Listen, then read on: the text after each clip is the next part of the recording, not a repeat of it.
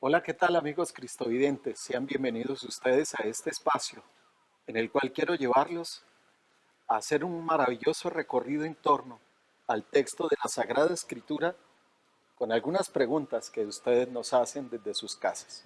Los invito, compartamos este espacio.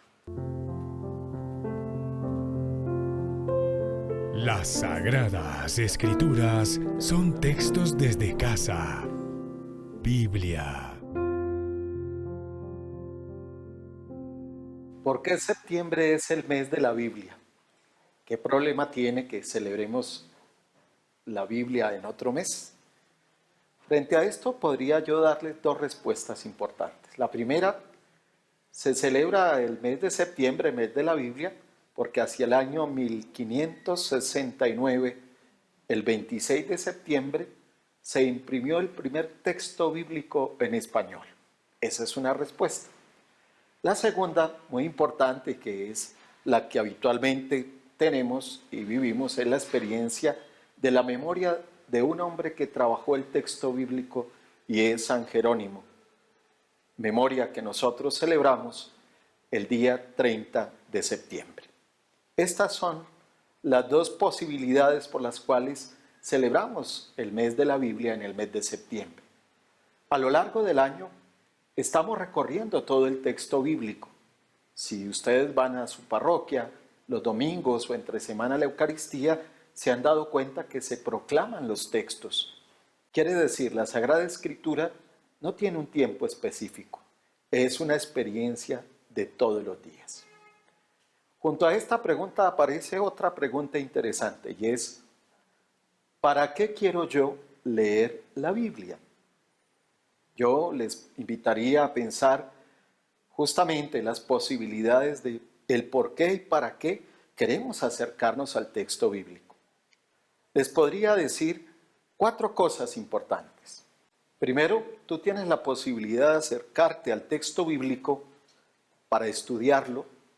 Segundo, para hacer de él una lectura popular. Tercero, para la proclamación litúrgica. Y uno muy importante, y es la oración. Si el interés es el estudio del texto bíblico, debemos acudir a aquellos que ya han hecho camino, aquellos que conocen el texto, que conocen su idioma, los idiomas en que fue escrito el texto y saben los contextos. Es importante eso. Segundo, puedes hacer una lectura popular de la Sagrada Escritura y de hecho todos los días lo estamos haciendo. Generalmente en nuestras parroquias, en las librerías, podemos acceder a muchos textos donde está la palabra de todos los días, ese pan de la palabra para cada uno de nosotros todos los días. Esa lectura que tú haces de ese texto, sin ser un texto de estudio, se vuelve una lectura popular del texto. Tercero, está la proclamación litúrgica. Como lo he dicho antes, es ese texto que se proclama, no se lee. Hay una diferencia en estas dos palabras y es la lectura y la proclamación. Dentro de una celebración litúrgica se proclama un texto, o sea, hay una solemnidad. Aparece un cuarto aspecto fundamental y es la lectura orante de la palabra. La Iglesia tiene un método especial que se llama la lección divina, la cual a través de 4 pasos, algunos dicen 5, que es proclamar el texto, meditar el texto, orar el texto y actuar el texto, nos va haciendo caminar, nos va llevando por un camino en el cual lo que busca el texto es unirnos a esa experiencia maravillosa de Dios. ¿Cuál es tu lectura? ¿Cuál es la lectura que tú quieres hacer de este texto? ¿Un estudio bíblico? ¿Quieres realizar una lectura popular? ¿Quieres acercarte al conocimiento de la proclamación litúrgica o vivir la experiencia en torno a la Escritura sobre la oración?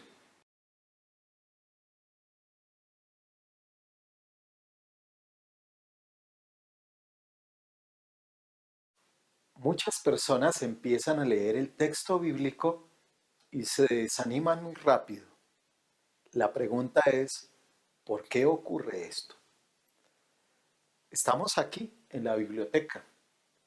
Imaginemos que nosotros entramos a este lugar y tomamos de esta biblioteca el primer libro que nosotros vemos y luego tomamos otro y otro y otro. Al final nos vamos a cansar de leer y segundo, no vamos a entender lo que hemos leído. Así acontece con el texto sagrado. Para hacer una excelente lectura de la Biblia debemos tener un plan. Por eso es importante preguntarnos, primero, ¿para qué quiero leer la Biblia? Y segundo, ¿dónde debo de comenzar yo a leer el texto sagrado? La recomendación siempre es, empecemos por lo que nosotros hemos escuchado o sabemos. En este caso, por los evangelios. Porque los evangelios nos ayudan a volver al primer testamento. Cuando yo tengo en esta biblioteca los libros organizados, porque la Biblia es eso, una biblioteca como esta donde encontramos 73 libros, 46 en el Antiguo Testamento y 27 en el Nuevo, y empiezo a organizar la lectura se vuelve una lectura exquisita, una lectura sabrosa. Si tomamos libros y libros y leemos, nos confundimos porque no entendemos, y segundo, no le tomaremos amor a la palabra. La recomendación importante es, acércate primero a los evangelios y empezarás a entender lo que hay en el Primer Testamento o en el Antiguo Testamento. Cuando ya hayas leído los evangelios, ahí sí, poco a poco, y quizá con la instrucción de alguien de la parroquia, del grupo bíblico, del grupo donde estás, irás entendiendo la lógica de esa maravillosa biblioteca de amor que es la Sagrada Escritura. Mi nombre es Marcela Riveros y la pregunta que tengo es, ¿qué es la Biblia y cómo nace la Biblia? La palabra Biblia significa libro, pero no es cualquier libro, es nuestro texto sagrado. Nuestro texto sagrado tiene 73 libros. Unos están en el Antiguo Testamento, otros en el Nuevo Testamento. Respecto a lo que llamamos Antiguo Testamento, que hoy también se puede llamar Primer Testamento, nos tenemos que ir hacia los años 2400 o los años 4000 antes de Cristo, en la antigüedad, donde se empezó a transmitir la palabra, porque no apareció un texto bajado del cielo en papel, se transmite a través de una tradición y es la tradición oral, acompañada de la fe que enseñaban los padres a los hijos. Tiempo después de transmitirse esa tradición oral, aparecen los escritos. Por eso los primeros textos se escribirán en tres materiales fundamentales. El primero, pergaminos, que eran cueros. Segundo, papiros. Cuando se inventa el papel ahí muy cerca en Egipto, se empiezan a escribir estos textos. Y tercero, en algunas tablillas de barro que tienen un nombre un poco extraño, óstracas. Estos son los textos más antiguos. De hecho, hoy no tenemos un texto original, se han perdido. Lo que tenemos son las copias de los textos sagrados. Ya les decía que los textos sagrados se escribieron en papiros, pergaminos y óstracas. Y los idiomas iniciales en que se escribe el texto fueron arameo, hebreo y griego. Personajes muy importantes son a los cuales les debemos estos textos sagrados. Primero a los escribas, cuya tarea era, como su nombre lo dice, escribir el texto. Segundo a los talmudistas, que eran aquellos que estudiaban y enseñaban el texto. Y por último, aunque suenen unos nombres extraños, a los masoretas, que son los que transmiten el texto, ese texto que siglos después heredamos nosotros, hablando del Antiguo Testamento. Hay que tener en cuenta una realidad muy importante frente al texto sagrado y es, en la Biblia hay diversas maneras de comunicar mensajes. Y esas diversas maneras o formas son las que llamamos desde el estudio de la Biblia géneros literarios. Propongo algunos ejemplos de estos géneros literarios.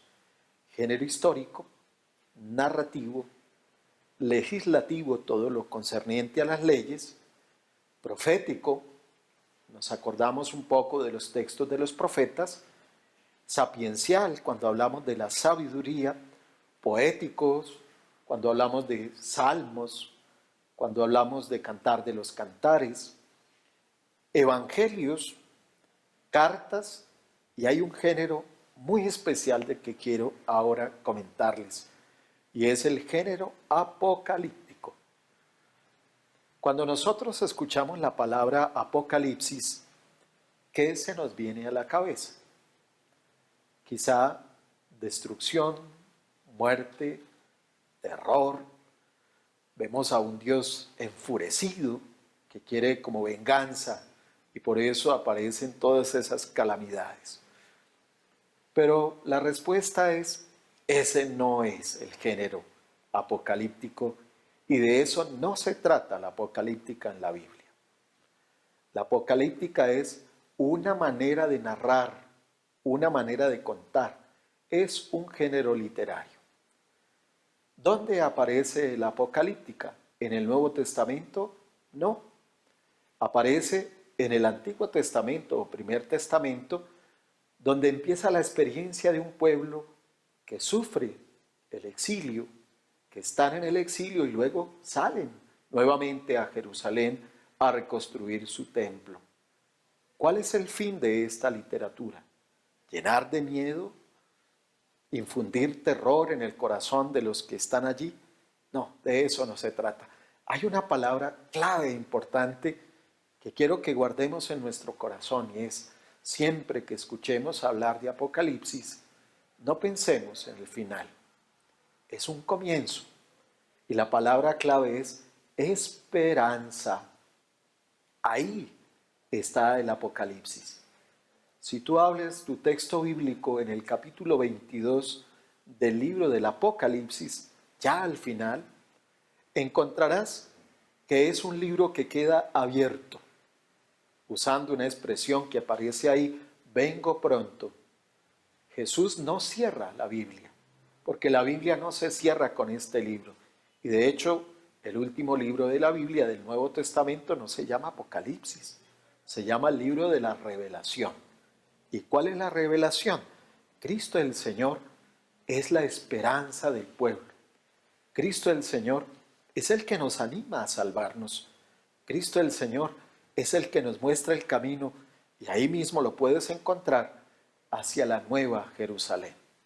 Cuando te hablen de Apocalipsis, recuerda, no es un texto de miedo, de terror, es un libro de una profunda esperanza. Hay que estudiarlo con aquellos que han hecho camino en el estudio de la Biblia. No cualquier persona está preparada para interpretar esta literatura apocalíptica. ¿El Apocalipsis es uno? No. A lo largo de los textos del Antiguo Testamento encontramos reseñas y textos apocalípticos. Lo decía ahora, los primeros que hablan de la apocalíptica, usan la apocalíptica, son los profetas. Si se acuerdan, en el capítulo 37 del libro del profeta Ezequiel aparece una escena que yo los invito de pronto en su casa a abrir el texto. Los huesos secos. Una escena dantesca, algo que nos llenaría de miedo. Pero si leen el texto al final es la comparación de una nueva creación. El pueblo de Israel que está en el exilio ahora regresa. Por eso los huesos se revisten de carne y al final se revisten de vida, porque es la esperanza. No olviden, apocalíptica, esperanza, apocalipsis, esperanza. Continuamos con las Sagradas Escrituras son textos desde casa. Biblia.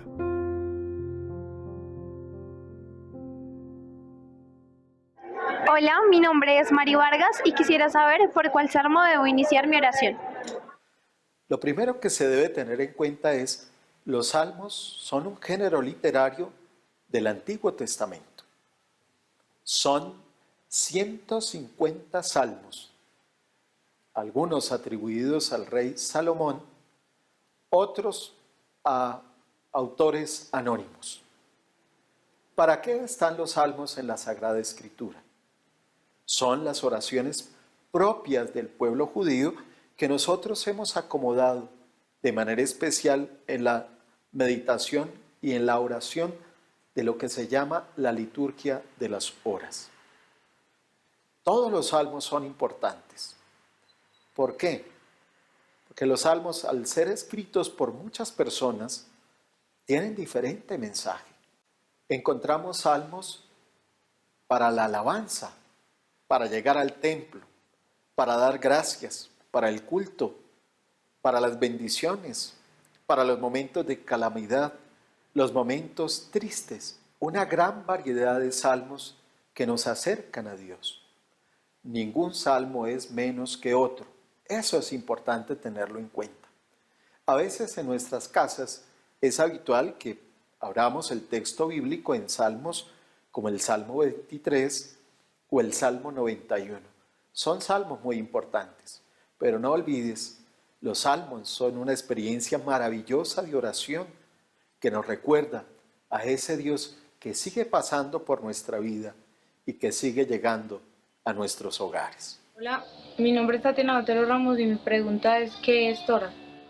La palabra Torah es una palabra en hebreo que significa instrucción. La palabra instrucción está acompañada de la ley, porque lo que se instruye, lo que se enseña es la ley. La Torá la identificamos con los 5 primeros libros de la Biblia, a saber, el Génesis, Éxodo, Levítico, Número y Deuteronomio. Si hacemos una lectura seguida de estos textos, encontraremos la explicación de la ley, encontraremos la instrucción de la ley. Entonces, qué importante es aprender estos términos porque nos acercan un poco a los textos. Frente a la instrucción de la ley, quizá para nosotros sería imposible hacer lo que hacían los primeros hombres de fe en el texto bíblico, y es aprendernos 613 normas, mandamientos y conductas éticas que aparecen en esos 5 textos. Nosotros tenemos 10 mandamientos y Jesús nos lo resume en una palabra especial. Podríamos decir, usando una comparación teológica, la Torá, o sea, la instrucción de la ley, es la instrucción del amor, porque Jesús nos ha dicho, un mandamiento nuevo les doy, que se amen los unos a los otros como yo los he amado. Esa es la ley que se resume después de recorrer un camino de fe. En cuanto a los mandamientos, hoy quizá hemos olvidado muchas veces los mandamientos. A veces se nos pregunta cuáles son los mandamientos y llegamos hasta el 5º. Y del 5º hacia arriba hemos olvidado estas experiencias de fe. Yo los invito. Un buen tema de lectura puede ser ese. Se acercan ustedes al libro del Éxodo en el capítulo 20 y encontrarán esa lectura consecutiva donde aparecen los mandamientos. Pero también, si vamos al capítulo 5 del Evangelio de San Mateo, en el versículo 1 aparecen las bienaventuranzas. Una lectura maravillosa que podemos hacer es esa, leer los mandamientos donde el Señor nos muestra una ruta y un camino y leer las bienaventuranzas que nos ayudan a hacer un buen examen de conciencia. Para eso es la instrucción de la ley, para eso es la Torá. Cuando te hagan la pregunta, ¿qué es o qué significa la palabra evangelio? Simplemente es una buena noticia. Los evangelios son los libros históricos del Nuevo Testamento. Y no porque cuenten una historia, y no se deben leer así. Son la experiencia de fe de un pueblo que cree en Jesús, nosotros. Así como el Antiguo Testamento es la experiencia de fe del pueblo de Israel, los evangelios nos cuentan la experiencia de fe de Jesús entre nosotros, de la primitiva comunidad cristiana y del crecimiento en la fe a través de la experiencia de la salvación. Los evangelios los podemos estudiar porque están organizados. Los tres primeros, como están en nuestro texto, que son Mateo, Marcos y Lucas, se llaman evangelios sinópticos, porque si abrimos las páginas de los tres evangelios al mismo tiempo, encontraremos parecidos. Por eso son sinópticos. Los evangelistas San Mateo y San Lucas, al abrir los primeros capítulos, nos llevan a la infancia de Jesús, situación que no encontramos en el primer texto, en el más antiguo, que es el texto de San Marcos. De igual forma, después de contemplar en la Biblia el Evangelio de Mateo, de Marcos y de Lucas, encontramos el Evangelio de San Juan y los otros textos como Hechos de los Apóstoles y las cartas de San Pablo y otras cartas que encontramos en el Nuevo Testamento para terminar en ese libro del cual ya les he hablado y es aquel que contiene la literatura apocalíptica. Es importante entender para nosotros, como creyentes en Cristo, que la primera lectura que debemos hacer de la Biblia debe empezar por los evangelios. Pero al empezar ese plan de lectura, nosotros vamos también al Antiguo Testamento. No porque empecemos nosotros a meditar los evangelios, que de hecho lo hacemos todos los días en la liturgia, podemos descuidar el Antiguo Testamento o el Primer Testamento. Allí en el Primer Testamento se nos hace la promesa de Jesús que se realiza en los evangelios del Nuevo Testamento. Podríamos tener una figura maravillosa y es el centro de los evangelios, es el primer anuncio. ¿Y cuál es el primer anuncio? Hablar de Jesús que padece, muere y resucita para salvarnos. Esa es la experiencia de fe, esa es nuestra experiencia de salvación.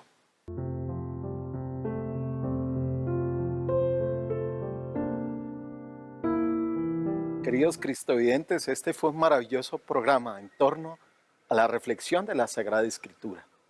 Los sigo motivando e invitando para que se acerquen más y más al conocimiento de esta palabra.